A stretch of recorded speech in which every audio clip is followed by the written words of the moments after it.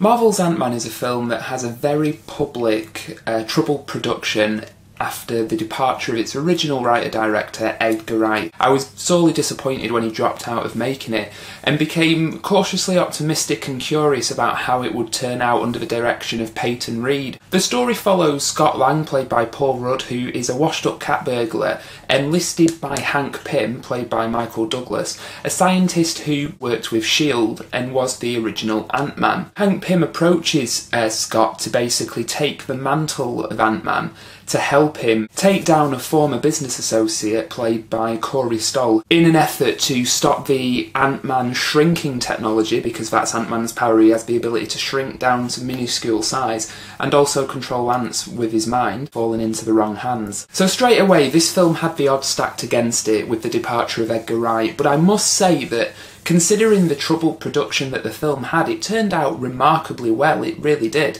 The performances across the board are pretty great. I love Paul Rudd. I know that he's a bit of a man-crush favourite, but he is a very likeable, relatable presence, and he's naturally very funny. He and Adam McKay, the director of Anchorman, both had a pass at the script after Edgar Wright and his writing partner Joe Cornish, who you may know from The Adventures of Tintin and The Adam and Joe Show. So it has their sort of sense of surreal humour infused with Edgar Wright's sort of more kinetic and pop culture-y type of humour. So it's very much a hodgepodge of different, very talented comic writers. And that's one thing that I found myself thinking throughout the movie, and this is sort of no criticism of the film itself, but all the way through I was wondering, you know, which scenes were down to Edgar Wright and Joe Cornish, which were Peyton Reed, which were Adam McKay.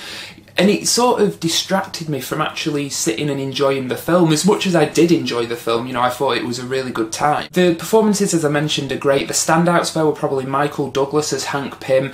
He's not just there to collect a paycheck. He actually makes a concerted effort to flesh out the character of Hank Pym, which is a character that I did think would be very hard to realise on screen, dependent on how far into his history Marvel decided to delve, because he is a character with a troubled past, and a character who tonally wouldn't necessarily fit with the Marvel Cinematic Universe, but I think they managed to strike a balance between the sort of older mentor figure and him being a dick. And I thought the casting of Michael Douglas was pretty much perfect. Hank Pym is the type of character that Michael Douglas would have relished playing in the early 90s, so I thought that worked really well. The other standout, though, is Michael Pena, who plays buddy of Scott Lang, burglar, who has helped him in the past and helps him in this scheme to take down Yellow Jacket, played by Corey Stoll. Michael Pena pretty much steals every scene he's in, although, to be honest, at first I found him quite irritating and sort of thought he was nothing more than a thinly veiled racial stereotype, but he is given a couple of standout moments to shine.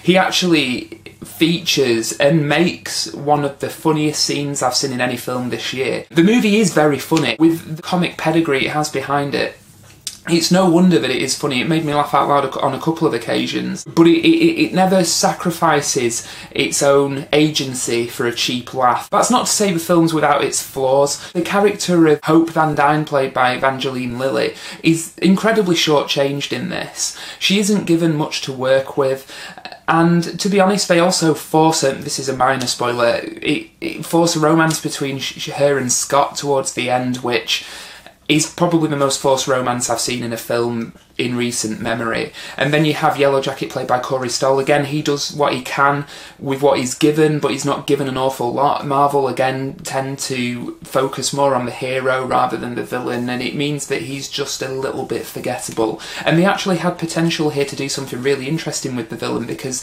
the theme of the movie seems to be fathers and children, and how children relate to the fathers and the shadows that fathers cast.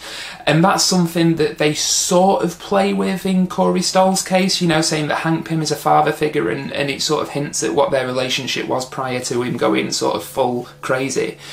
But it never really fleshes that out enough to make him a completely memorable villain, so that was a bit of a misstep.